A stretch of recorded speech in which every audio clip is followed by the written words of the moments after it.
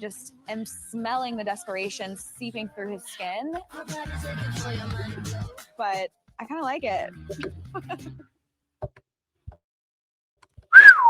Hey guys, welcome to Little Blackbird 91. I want to say this first and foremost. Desperation has a sound and it ain't cute. Okay, now we talk a lot about attachment styles on this particular channel, and so we're going to talk about the anxious attachment style and how that leads you to being desperate in relationships. I want you to know that the fear of being rejected and the fear of being abandoned will make you actually prioritize someone else and their wants and their needs and their affection for you over your own needs, over your own wants and your own principles, and in turn leading you to self-abandoning yourself and also causing yourself embarrassment and shame. You don't want to do that. Right? That's where Cody was. Cody was in this particular episode. He was embarrassed and shamed because at this point, old girl told him, listen to the cameras. She didn't tell him to his face that she can smell the desperation. What does that do? That leads the person to actually being oftentimes no longer being attracted to you. Now, of course, Juliette said she was still attracted. That's because she likes power and she's toxic herself. And we have to talk about that another time, right? But the girl that you want, the guy that you want, okay, you can't be smelling of desperation. The odor isn't cute. And the reason why that is, I'll explain it one more time again, is because you're willing to self-abandon in order to capture them. You have made them such a priority. You've pedestalized them and said that no matter what, doesn't matter what you need, doesn't matter if you have to go hungry, doesn't matter if you have to be thirsty, doesn't matter if you have to die trying to capture them. So long as you can get them, you're going to be happy at any cost. And the cost to them doesn't matter as long as they get you. That desperation has a sound and it ain't cute. So we're going to break this video down. Go a little bit deeper, because in this particular episode, Cody was pursuing Madison. She dumped him, said his breath stinks, whatever, blah, blah, blah. And then she flipped over to Freddie, found her love.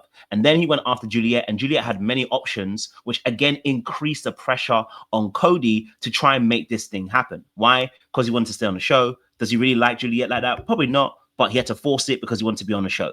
Right. And the crazy thing is that would have made him less attractive to someone in most cases. OK, and that's because of an anxious attachment style that he's leading with. So let's talk about this thing. Break it down. What is this desperation energy? OK, I want to play a little bit more of the clip and I'm going to talk about this as well. I'm such a bitch.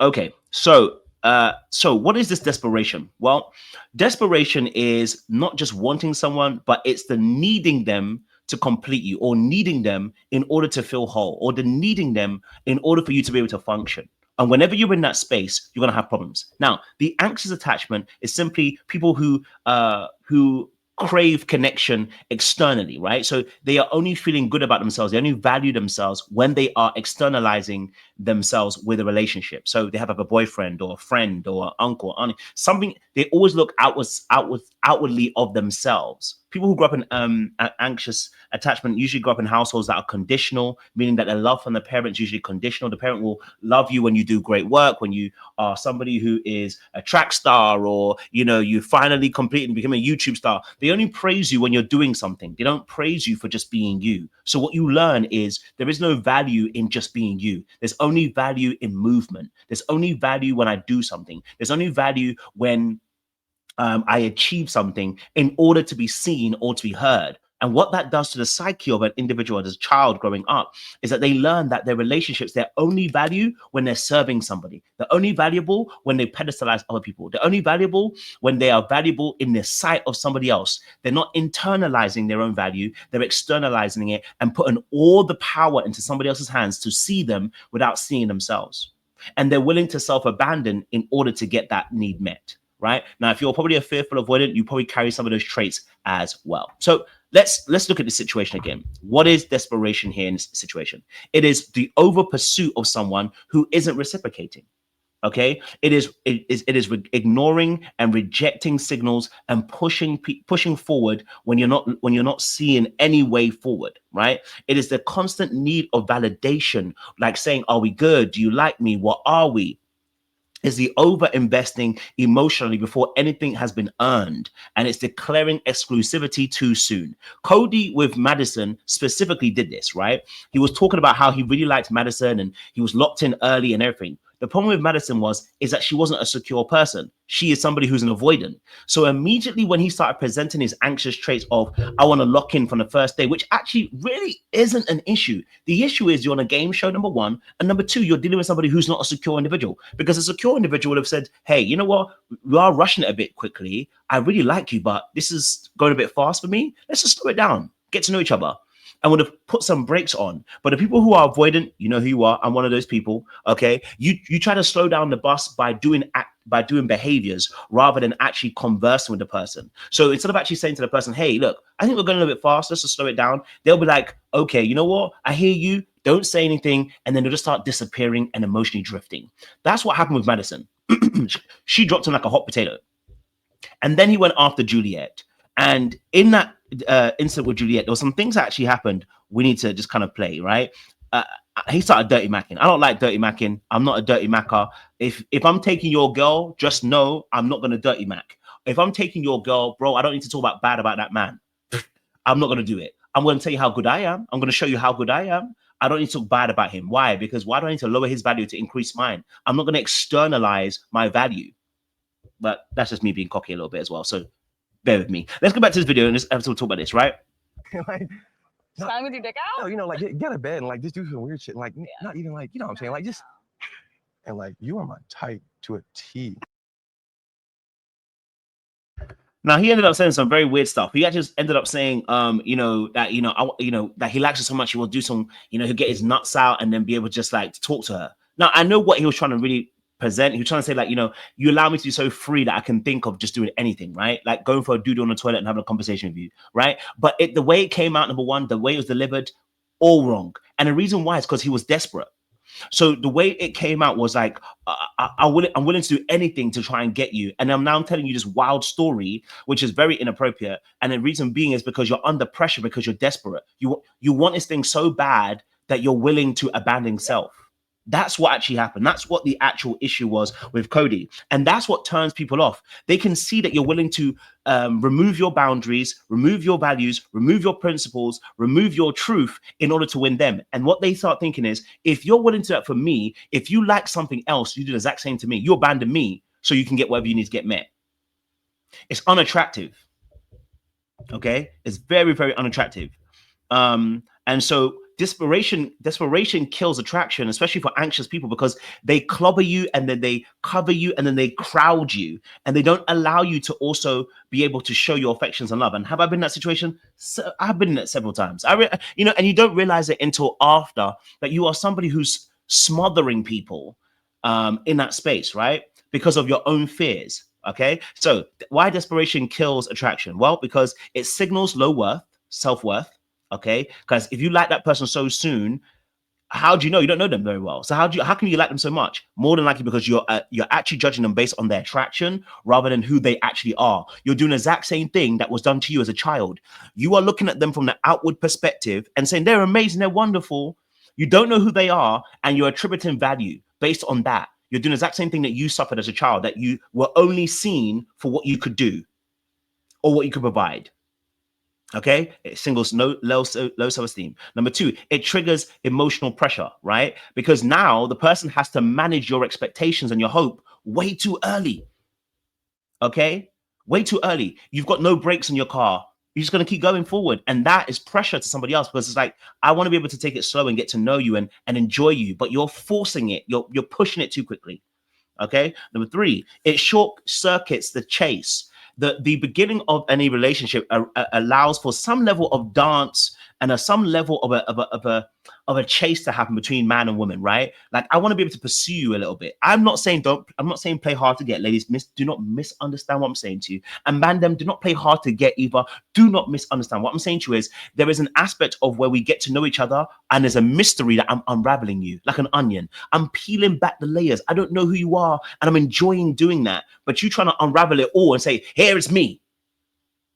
I want you to have it all so that you don't have. So what you're really saying is, I'm an oversharer sometimes, and you're oversharing because you're afraid that they'll reject you and abandon you. So you're like, let me lay everything on the table. Wait, hold on. Let me get to know you. Let me enjoy the process of getting deeper with you. You thrusted me deeply in there without any journey, without any process. Is a problem, all right? The reason why cakes taste so good is because there is a process. The reason why chocolate tastes so good is because it's a process. The reason why food tastes good is because there's a process before you get to eating that food. Don't abandon the process. And you're trying to abandon it by saying, look at me, I'm here. And that's what desperation does. It goes, I want you so bad. Okay, wait, hold on now. Do you know me? Do you know me? Hold on. Joe, you don't know me though. So relax. Okay? You're already sold on them and there's no mystery. You've removed all the mystery. Okay? And then it feels like manipulation, specifically to avoidance as well. It feels like a manipulation because it's like, are you actually loving me or are you trying to trap me? Are you actually liking me or are you trying to manipulate me? And it will feel like that, especially to avoidance. That's why Madison ran away. It's because, and it's not the fact that he said I want. It's the energy he carried. He could have said, "Listen, I like you. You know, I can't lie to you. I'm trying to get to know you. I really do like you. I'm trying to get to know you. I want to get know you better." But the excitement he had, I'm sold on you. There's no one else for me already. It's like, yo, I hear it, but bruh, it's still early days. So what does that mean? It means the way you discuss this is important. Like I can say to you, listen, Madison, I like you. You know, you're a pretty girl, you're attractive, and your mind is kind of sharp. I kind of like that, but I want to see there's more. I want to see this more because I'm a person that likes depth. So let me see this more. I can tell you I like you and still hold back a little bit, right? I'm not rushing this thing. And it's something I've had to learn for a long time because I'm quite the opposite way. It's like I want to go deep, so I understand. But with an attachment which has got anxiousness attached to it, right? You're trying to rush things because you don't want to be rejected or you don't want to be abandoned. So you're trying to get in there early, and you're excited, but your excitement can actually become emotional pressure and emotional tension. Emotional pressure. Sorry, and it makes it feel like desperation. So again, going back to what I said about attachment styles, the reason why this happens is because of the fear of abandonment, the quick emotional investment, because you don't want to be you don't want to be rejected. You idolize your partner. You're not looking deeply. You're too excited, right? You're looking on the surface of things. You have a difficulty pacing the connection. You're wanting to rush this situation rather than taking it at a nice pace. And you're seeking reassurance before safety is even built. So you're wanting them to reassure you before you've even built any connection. And what ends up happening is you now feel unsafe because you've gone so far ahead. You've not even looked back to see where they are. So they're far behind you. And you're like, I need reassurance. I need you to reassure me that you still want me. Hold on. I'm not even there yet, cuz. Now you feel rejected and you're scared you're going to be abandoned. So now you start even clinging on even more. So it's again not a problem that you can say that you like someone. It's the problem is how you're saying it. When you're declaring that you're locked in without any reciprocity, slow it down. Right? I've been here before, and I'm telling you personally that I know I've done this. I've made this mistake where it's like, I like you so much, and they're like, okay. And at that point, I should be like, oh, I should be able to like be self-aware and be like, hold on, I can see that I like you a lot. You don't like me that same way just yet. Now, is it something that you're trying to get to, or is it that we're not actually there? You know, I want to understand if it's a journey for you, cool. I'm ready to let me ease up a little bit. Right now, that takes emotional regulation, which those people who have an insecure attachment don't tend to have. And the emotional regulation is also the ability to be able to handle a very emotional situation with emotional intelligence, where you're not pressurized to make judgments rather than inquiries.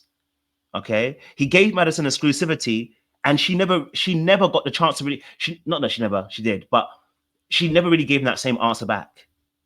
He's not reading the room, as we would say, the signals. Okay. And then he felt betrayed by her decision to go with the other guy. And I get why he was, because he was locked in.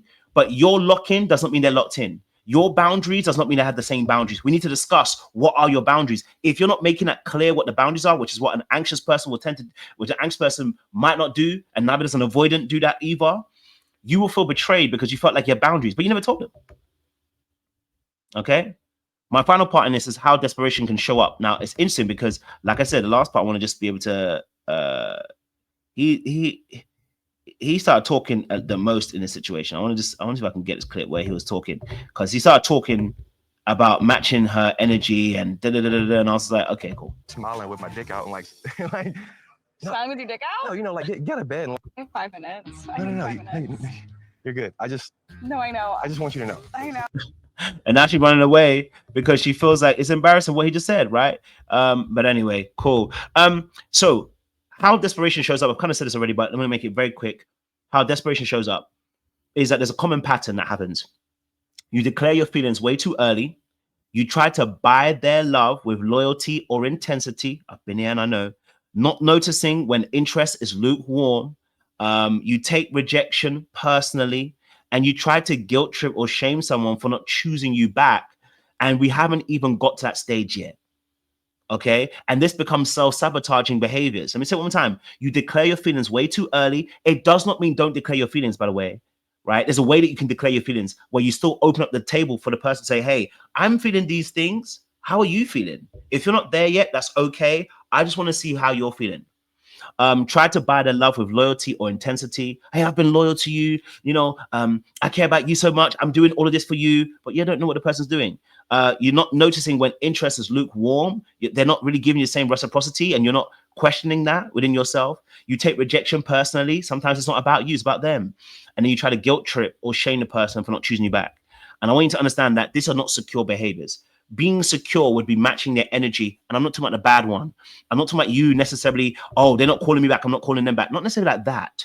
Because then we get into a place of tit for tat. What I'm talking about is a sense of reading the room a little bit. Okay, they've pulled back a little bit. Maybe I need to pull back a little bit. I mean, I just need to hold off a little bit. Just be like, okay, cool. Maybe I'm rushing things a little bit. Maybe I need to even ask them, hey, do you feel like I'm rushing a little bit? Just to make sure I don't want to pressurize you. I want you to being able to have that, ask those questions is a sign of your security. Expressing interest, not obsession, right? Obsession comes when you're like just so fixated on them that you're not fixated on anything else but yourself. You can't fixate on anything happening to you. It's like, it's all them. And you lose yourself, okay? Leaving room for the other person to also choose. Leaving room for the other person to also say, hey, this is how I feel. Leaving room for them to be able to make their own decisions, right? And then letting go if the vibe isn't mutual. Letting go if it's not being reciprocated. You know that, oh, you're not cool. I respect it. Thank you. No, let it go. All right. And then emotional self-trust is, if this doesn't work, I'll be okay. Like, I'm not going to externalize my value based upon the fact that you didn't want me. Right. So if you had said to Madison, hey, look, I like where this is going. I see we can build together. I respect your choice to choose either way. Let's work it through there. You might have had a better result. But because you're so on her, and then the same thing, you're so on Juliette too, it's caused these issues. Right? So you've got to get your anxious attachment into check. All right. So let's not have desperation being a sound, because it's actually fear. Okay. That is masked as desperation. When you need someone to choose it, when you need someone to choose you, they can feel it. And that pushes them, that need pushes them away. Right? That need, I need you to choose me, is like, nah. You need to be in a place where you can take it or leave it. You know what I'm saying to you? Be in a place where you can take it or leave it. And it's something I've had to learn myself. I'm like, nah. I was kind of desperate. Nah, I got to be honest with you. And so if you've ever been someone like Cody before, I want you to understand that, listen, reach out to me. This ain't the time to leave me alone. This is the time to book yourself a free discovery call. Come into this, get some coaching, right? And let's start to heal some of those anxious attachment wounds, because we don't need you in that place. I appreciate you guys. Lots of love. We'll see you again soon. Much love.